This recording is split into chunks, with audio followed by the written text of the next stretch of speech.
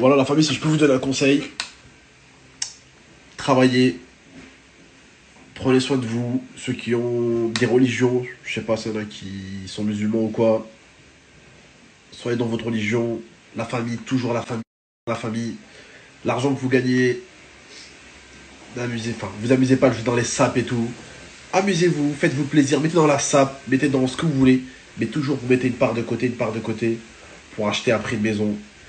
Une fois que vous avez une maison, une voiture, que vous mangez bien, il vous manque quoi? Alhamdoulilah, vous avez un toit sur la tête, vous mangez bien, vous avez une voiture pour vous déplacer à gauche, à droite, de A à B, de B à C, vous avez compris. Mais la vie est très courte, investissez, achetez une maison plus tard pour vos enfants, quand vous partez au moins vous leur laissez un héritage, c'est important. Beaucoup oublient ça un petit peu, mais faut pas oublier. En fait, moi voilà, c'est ce que j'ai fait, j'ai investi, et là, alhamdoulilah, Dieu merci, et je remercie Dieu, c'est en partie grâce à lui et grâce à vous. Aujourd'hui, je gagne de l'argent autrement qu'avec YouTube. Là, ce que je vais faire bientôt, c'est que je vais ouvrir 2 entreprises. Et Inch'Allah, bientôt prendre une maison. Et ça, c'est parce que on investit, on économise, on se fait plaisir. On fait plaisir à la famille, mais on met toujours une partie de côté. Admettons, tu gagnes, je sais pas moi, 3000. Tu prends 2000, tu les mets de côté et tu te fais plaisir avec. Mais tu fais pas l'inverse.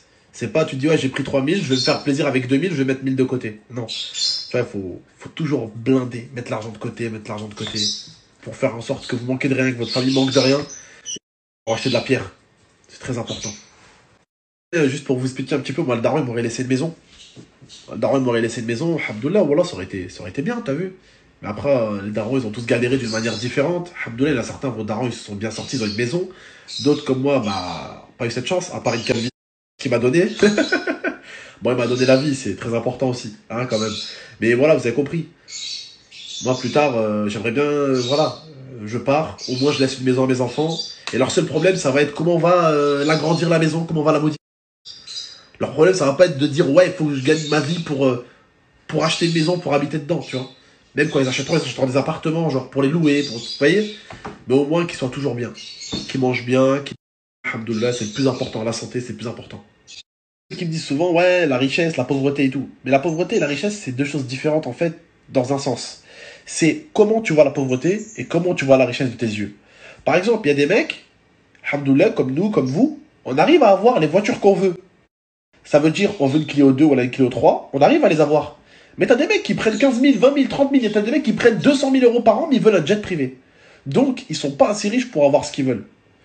Qu'est-ce que c'est que la richesse et la pauvreté en réalité? Pour moi, la richesse, c'est manger correctement et ne manquer de rien. C'est ça la richesse. Certains, ils veulent des jets privés, des avions, des cargos, des dingueries. Ils seront jamais assez riches pour ça. Parce qu'il va falloir qu'ils bossent encore plus.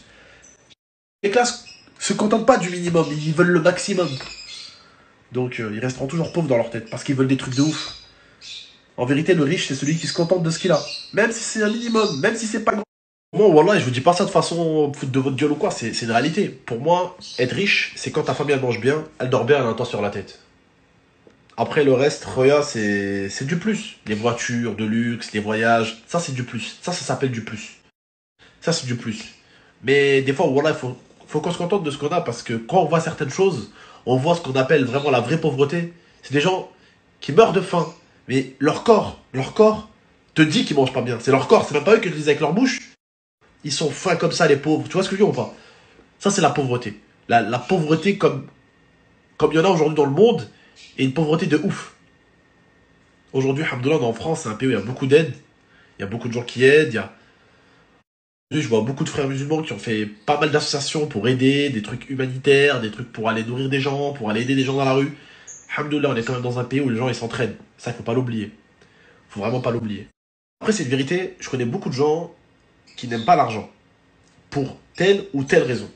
Mais il y a des gens aussi qui n'aiment pas l'argent parce que, je vais pas vous mentir, faut pas se mentir, faut pas se leurrer, faut pas se mytho, parce qu'ils n'arrivent pas à le gagner. C'est une réalité.